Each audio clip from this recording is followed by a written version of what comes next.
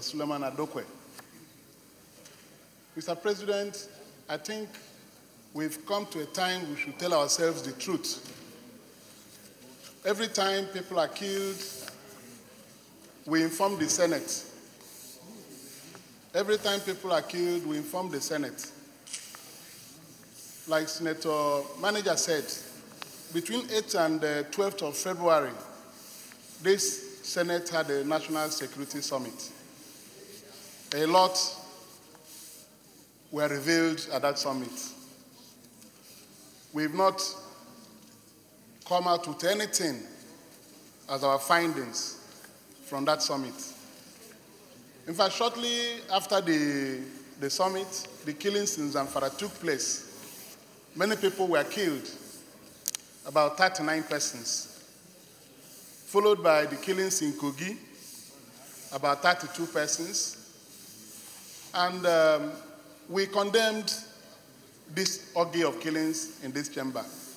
I remember that I contributed in that debate and queried the competence of people that were given these responsibilities to discharge on behalf of Nigerians, protection of lives and properties.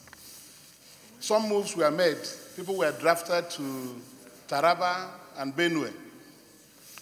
Some movements were made, and we thought things will start to happen. But these killings have continued in those places. Mr. President, I think the problem is that we are not telling ourselves the truth.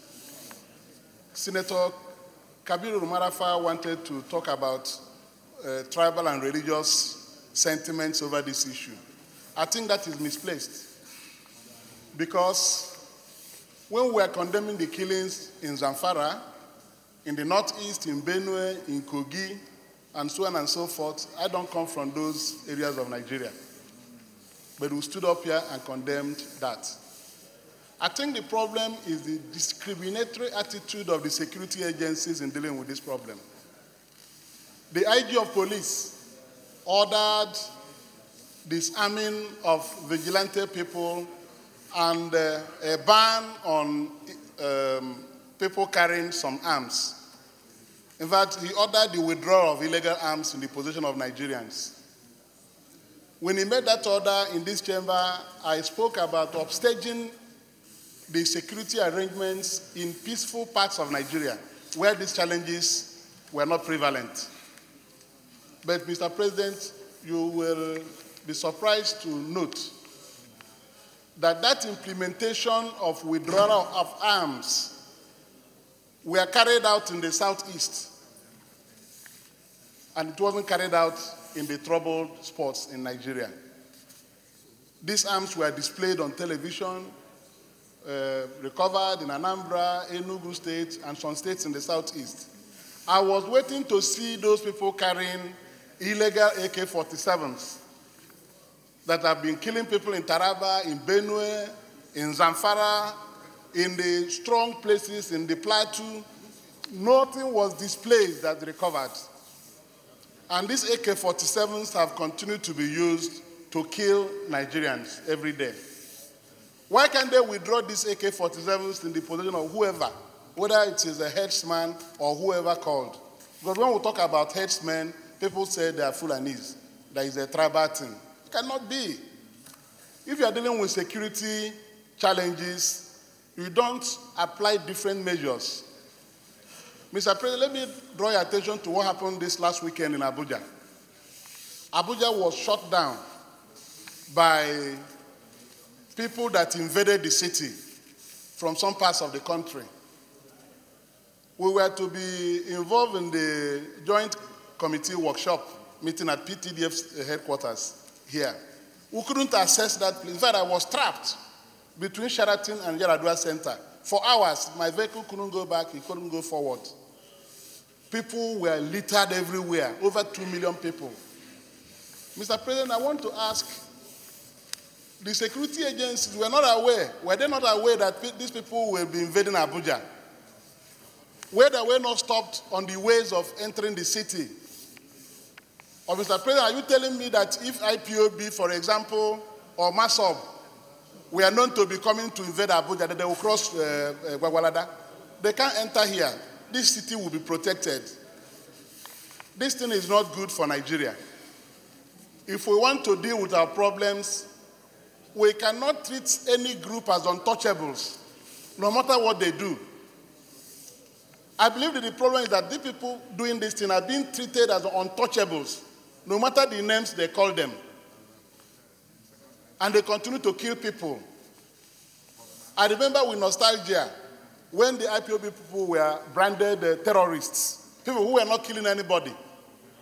Government quickly moved on and branded them terrorists and went ahead to go to the court to get them proscribed. Why has government not taken equal measure on the issue of these headsmen killing people everywhere? That is the problem Nigeria has. They want somebody to say it. Please, Mr. President, I think the security chiefs should apply equal measure in dealing with this problem. Any place we have killings, they should move there and apprehend the people and disarm them and recover these AK-47s that they use to kill people. If they cannot do it, it means that they are being encouraged to continue the killings. Many Nigerians have been frustrated, even elder statesmen, speaking the language they ought not to speak, that people should defend themselves. Is that our mantra, that people should defend themselves? The security language is that the security people should defend the people. There are people who are authorized to carry arms, and they are trained for that. Yeah, microphone. They cannot tell us that they have been overpowered, that these people cannot be reined in. The agencies help Nigeria. There's nobody in this chamber who can solve this problem, because we are not directing any arms of the security agencies into action. We'll just condemn these things and finish, and the thing will continue. Like Senator Yeah, microphone. Husseini said, like I also said previously, people should be held accountable for their actions. There are people who should do this until they disarm these headsmen doing this thing in various parts of Nigeria. We will not believe that the security agencies are serious. They should do that for this thing.